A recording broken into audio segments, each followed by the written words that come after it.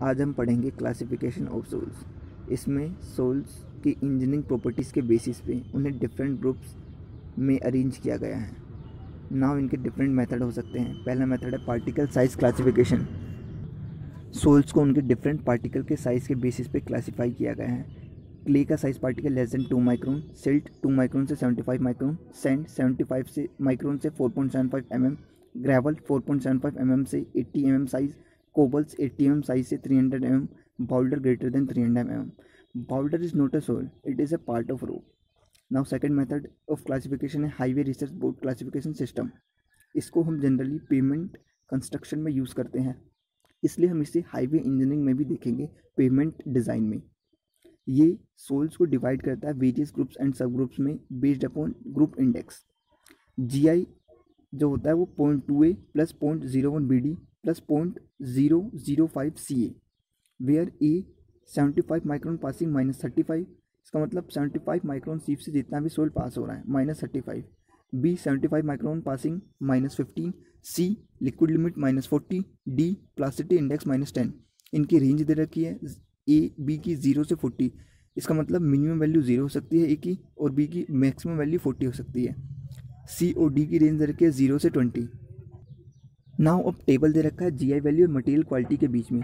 जैसे जैसे GI की वैल्यू इंक्रीज हो रही है, मटेरियल की क्वालिटी डिक्रीज हो रही है, इसलिए हम कह सकते हैं higher the GI value lower is the quality of material.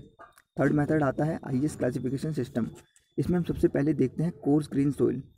अगर 75 माइक्रोन सीप से ज़्यादा, अगर 75 माइक्रोन सीप पे टोटल सोइल का 50% से ज़्यादा रिटेन कर रहा है तो वो कोर्स ग्रेन सोइल कहलाता है. कोर्स ग्रेन सोइल में भी फर्दर दो पार्ट है, ग्रेवल और सैंड. अगर जितना भी हमारा सोइल में 75 माइक्रोन सीप पे रिटेन किया है उसका 50% से ज़्यादा 4.75 mm पे रिटेन कर रहा है तो वो ग्रेवल सोइल कहलाएगा. Soil is gravel. अगर ऐसा नहीं तो सोइल इज़ सैंड. नाउ अब हमने बता दिया सोइल ग्रेवल है या सैंड है कोर्स ग्रेन सोइल में. अब कोर्स ग्रेन सोइल को फर्दर क्लासीफाई किया है परसेंटेज फाइननेस के बेसिस पे कि कितना हमारा पार्टिकल 75 माइक्रोन सीप से ज़्यादा फाइन है. केस ये आता है when percentage fineness is less than 5%. अगर 75 माइक्रोन सीप से 5% से भी कम पास हो रहा है तो हमें केवल CU और CC के लिए चेक करना होगा, coefficient of uniformity and coefficient of curvature. अब ये क्या है, ये हमें ग्रेडेशन बताता है ग्रेवल और सैंड की कि वो वेल ग्रेडेड है या पोली ग्रेडेड है.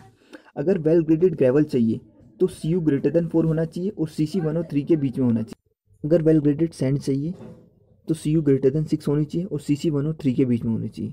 सो इस तरह से आप क्लासीफाई कर सकते हैं GW well graded gravel, GP poorly graded gravel, SW well graded sand और SP poorly graded sand. Case B आता है अगर परसेंटेज फाइननेस 12% से ज़्यादा है. इसका मतलब क्या है कि हमें फाइननेस का भी इफेक्ट लेना पड़ेगा, मतलब क्ले और सिल्ट ये भी टर्म हमारी नोमेनक्लेचर में आएगी. ना इसके लिए हमें IP प्लास्टिसिटी इंडेक्स चेक करना पड़ेगा. ना हमने माना है कि gravel fraction is greater than sand fraction.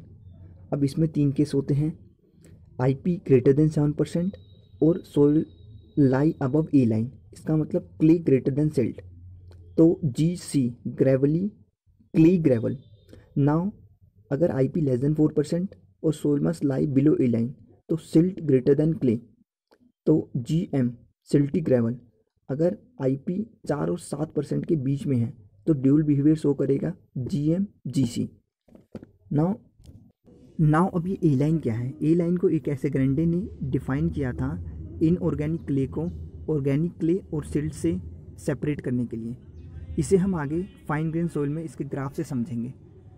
Now similarly अगर सैंड फ्रैक्शन ज़्यादा हो ग्रेवल से तो भी हम ऐसे ही डिफाइन कर सकते हैं.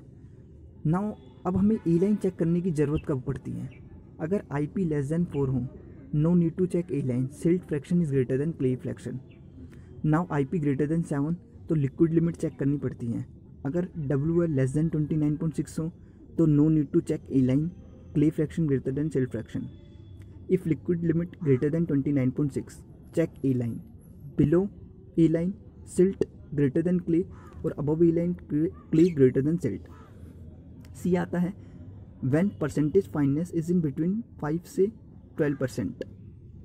अगर परसेंटेज फाइननेस 5 से 12% के बीच में है तो हमारा एक तरह से ड्यूल बिहेवियर शो करेगा.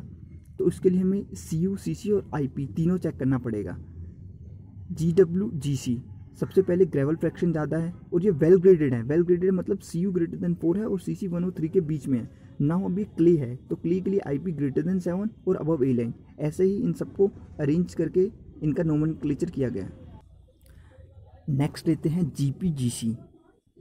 G gravel fraction is greater then sand fraction. P poorly graded, इसका मतलब CU नॉट इक्वल टू और नॉट ग्रेटर देन 4 और CC और 1 और 3 के बीच में लाई नहीं करते।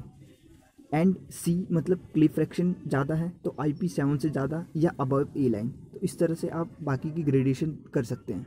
नाउ अब आता है फाइन ग्रेन सोइल। अगर 50% सोइल फ्रैक्शन से ज़्यादा 75 माइक्रोन सीप से पास हो जाती है तो फाइन ग्रेन सोइल कहलाती है।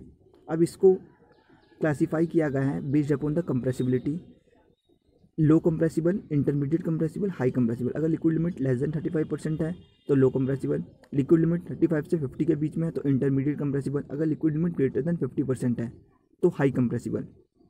इनको L, I और S से डिनोट किया गया है। C, M और O मीन्स C से क्ले, M से सिल्ट और O से ऑर्गेनिक क्ले।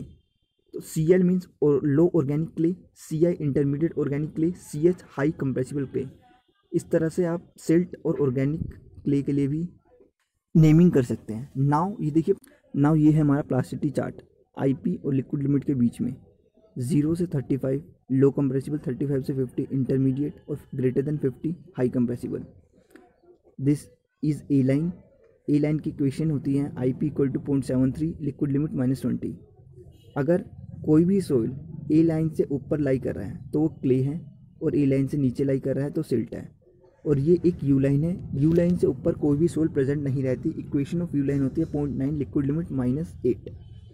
नाउ जो भी क्वेश्चन में डाटा दे रखा होगा उसके बेसिस पे हम IP निकालेंगे और IP से चेक करेंगे कि सोइल मास हमारा A लाइन से ऊपर लाई कर रहा है या बिलो नीचे लाइन कर रहा है। सो इसको हम और अच्छे से अगले वीडियो लेक्चर में क्वेश्चंस के थ्रू समझेंगे जो पिछले साल गेट में पूछे गए।